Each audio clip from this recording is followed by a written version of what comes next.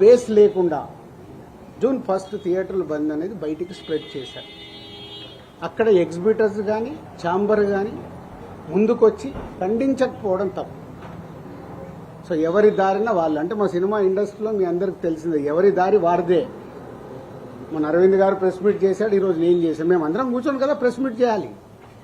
ఇండస్ట్రీకి సంబంధించిందంటే మేమందరం, మమ్మల్ని పెద్దలు అంటారు, మాకు రెస్పాన్సిబిలిటీ ఇస్తారు, కానీ మా దాంట్లోనే మేమందరం కూర్చొని మాట్లాడడానికి భయం.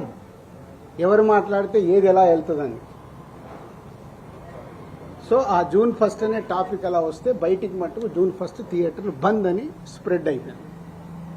అక్కడి వరకు జరిగింది. తర్వాత డిస్ట్రిబ్యూటర్స్ మీటింగ్ జరిగింది. డిస్ట్రిబ్యూటర్స్ మీటింగ్లో వాళ్ళు నిర్ణయాలు తీసుకున్నారు. లేదు లేదు ఇలా కుదరదు, మా ప్రాబ్లమ్స్ మాకున్నాయి, కాబట్టి జూన్ 1 నుంచి థియేటర్లు కంటిన్యూ అవ్వాలి, మేము సినిమాలు రిలీజ్ చేస్తాం.